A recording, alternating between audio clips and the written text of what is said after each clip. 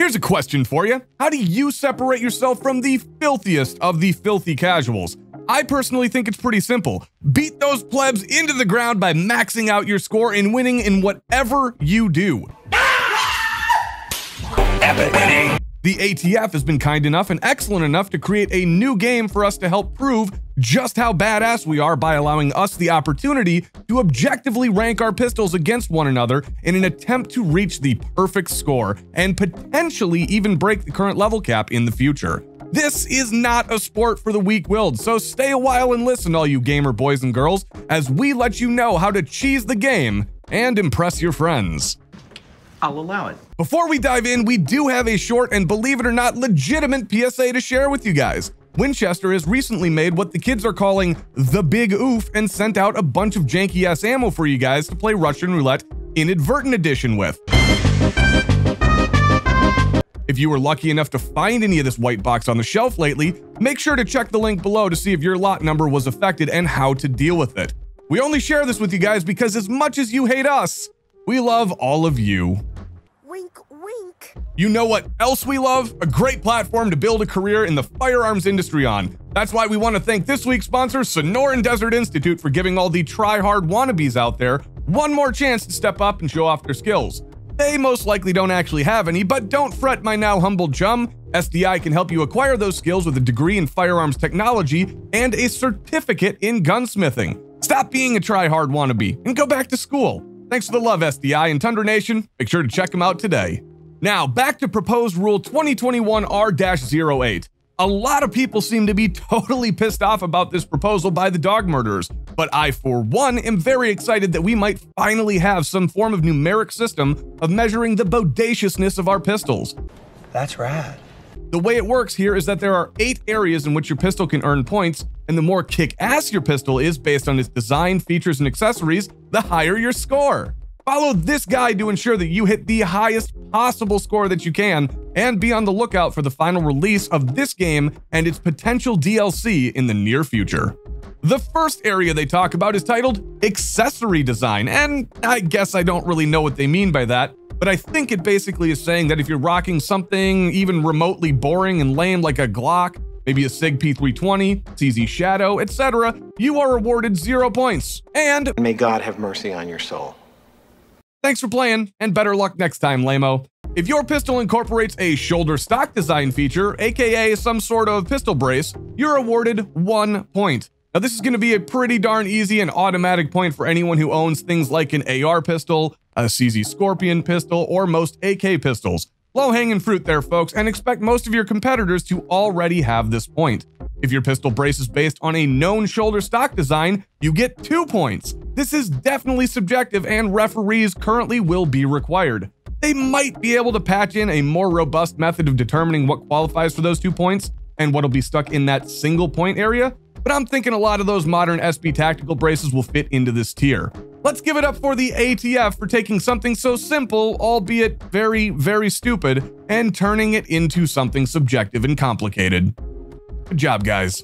You suck. The next way to earn points is the rear surface area. If your pistol has features on it that prevent the use of a shouldering device, you get 0 points and will be ridiculed for even trying to play. Nobody likes you. In fact, you're adopted. Also, if I ever meet your birth parents, I will be required by the ancient ways to punish them for engaging in that selfish behavior that brought you into this world.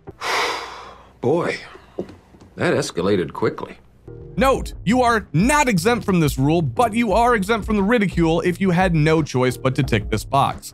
If the rear surface is minimized to discourage shouldering, then you get 1 point. Now, I'm thinking this is something like having a pistol buffer tube on your AR build, but either put that dorky piece of foam on it or just leave it bare. 2 points for rear surfaces that are useful for shouldering, i.e. any pistol brace that I'm aware of. This is an easy 2 points to pick up, folks, and I wouldn't be surprised if this gets nerfed during the beta, because it kind of seems a little OP at the moment. Now, if you have the cojones to add material to your braces, you get a whopping 3 points. This seems like an easy way to earn points in the game, but you will experience a slight debuff to your charisma, as it probably looks ugly as sin after you duct tape a towel to your pistol brace with some SpongeBob tape. The third area you can earn points in is adjustability. Now, by using a fixed length pistol brace, you might be able to save a few septums, but you will not earn any points. And where's the fun in that? You're also likely to lose points in dexterity. An adjustable length pistol brace not only buffs dexterity and adaptability, but it also earns you 2 more points. You gotta love it. Now, the last area for earning points can be the most convoluted, but can be extremely valuable for earning a massive chunk of points right before the game ends.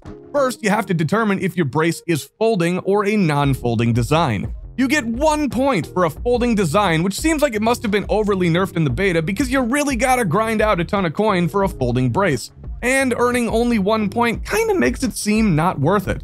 Or you can go the route of with or without a strap on a fin design brace. These are super easy points to be had here, folks, as simply removing the Velcro strap off of your fin earns you a quick 2 points, while a fin with a strap earns an additional 0. Or if you have the cuff type brace like the original SB SIG brace, you get no points for it if it fits all the way around that skinny limp wrist of yours. 1 point if it partially wraps around the arm, and 2 points if it fails to wrap around the arm at all. All of that time you spent preparing for hibernation by engorging yourself on tendies might actually pay off in ways you didn't expect. Yes! Of course, you can max out the points in this area by simply just rocking a brace that doesn't even attempt to wrap itself around your arm. Deadfoot! Excuse me, I have a cough there. My gosh. Now, the next area is much less convoluted and more objective. Measuring the length of pull from the rear of the brace to where it meets with the rear of the receiver, you get 0 points for less than 10.5 inches, 1 point for 10.5 to 11.5 inches, 2 points for 11.5 to 12.5 inches, 3 points for 12.5 to 13.5 inches, and you max out a whopping 4 points if it's over 13.5 inches. Now, here is a Tundra Pro Gamer tip. Dowel rods and broomsticks with a sufficient amount of tape can be easily applied to the rear of your brace to maximize points here. Most of you should be able to do this with things you find from around the house. Oh, and don't forget permission from your mom. The attachment method of your brace can also earn you points here. If it goes on your standard AR buffer, well, then you get no points. This was probably a smart move to help keep the early adopters away from gatekeeping the new players out of the game. Now, if you have a CAC type brace, adjustable length of pull from tube or PDW rails, you can snag 1 point. This will take a little grinding for those rocking a Scorpion or an MP5 clone, but it is not unreachable. If your tube is extended, whether by design or with spacers, you can pick up 2 points. Also, if your folder has an adjustable length of pull, you can get in on these 2 points. The way to max out this category feels kinda stupid, to be honest. Kinda like somebody who is working for the government wrote it or something. I don't know. If you want 3 points, which I don't necessarily know why you'd go for this one other than crushing your enemies, you can modify a shoulder stock, like adding a strap to an SBR and I guess calling it a brace for whatever reason. Or if your attachment method makes the sights unusable. That's going to be a day 1 patch or the community is going to lose their minds. Brace modifications or different configurations will also earn you points. If your arm strap isn't long enough to fit around your arm, you get 2 points. You also get 2 points if your strap is elastic. If you have a fin style brace that has no strap at all, you are also awarded 2 points. Things go from mild to wild here as we skip the 3-point earning traits and go right to the max. If you have a cuff type brace and simply remove the strap, you snag an easy 4 points and max out the category. Well done, kiddo. Good job. This should be nerfed as soon as possible as it seems really OP in the testing. If you want to try and turn your shoulder stock into a brace or modify a brace and make it better for shouldering, you can also snag these 4 points. Dremel in a dream, am I right, folks?